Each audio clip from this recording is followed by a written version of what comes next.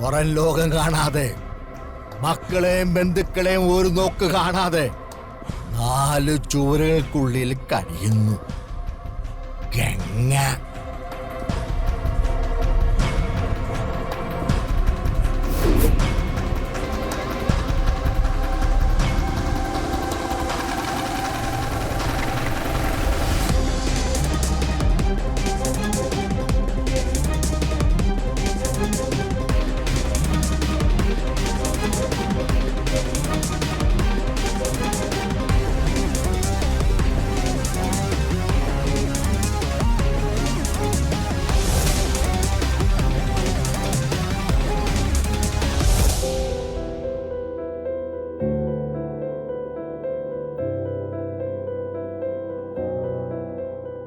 എന്നെ നൊന്ത് പ്രസവിച്ച എൻ്റെ അമ്മയുടെ നിഴൽ രൂപം പോലും ഇപ്പം എൻ്റെ മനസ്സിലില്ല.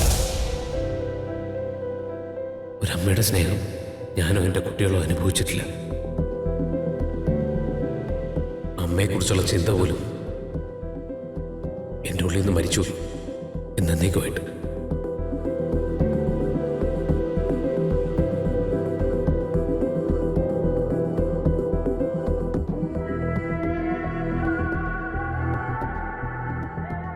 കേൾവി ശക്തിയില്ലാത്ത മരത്തിനോട് സംസാരിക്കുന്നതിന് പകരം പാറുവിനോട് സംസാരിക്കണമെന്ന് പാറു പറഞ്ഞിരിക്കുന്നു.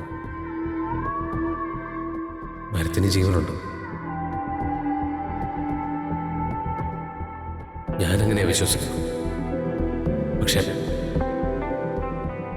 എൻ്റെ സങ്കല്പത്തിൽ അമ്മ ജീവിച്ചിരിക്കുന്നുണ്ടോ ഇല്ലയെന്ന് ഞാൻ നോക്കുന്നില്ല. ഞാൻ പറയുന്ന ആരും കേട്ടില്ലെങ്കിലും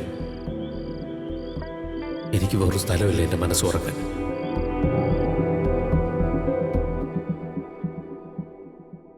എൻ്റെ മനസ്സിലുള്ള കാര്യങ്ങൾ പാറുവിനോടൊന്നല്ല ആരോടും എനിക്ക് പറയാൻ പറ്റില്ല.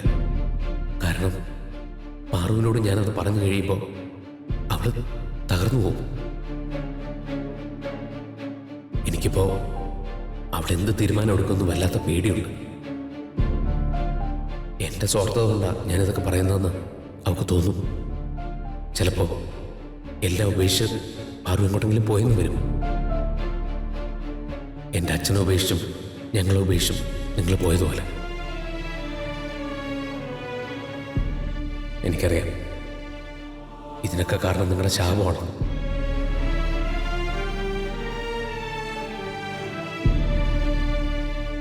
അതിങ്ങനെ വിട്ടുമാറാതെ എൻ്റെ കുടുംബത്തിൻ്റെ തലയ്ക്ക് മുകളിൽ എപ്പോഴും ഉണ്ടാകും.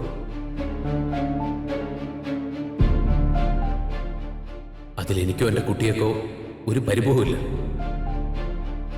ദേവിയത് ഉപദ്രവിക്കായിരുന്നൂടെ?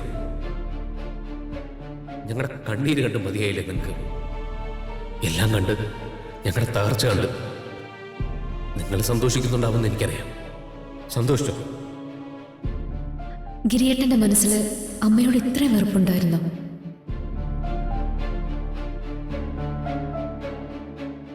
ആ അമ്മ ശരിക്കും തെറ്റുകാരിയാണോ അതോ നിരപരാധിയാണോ?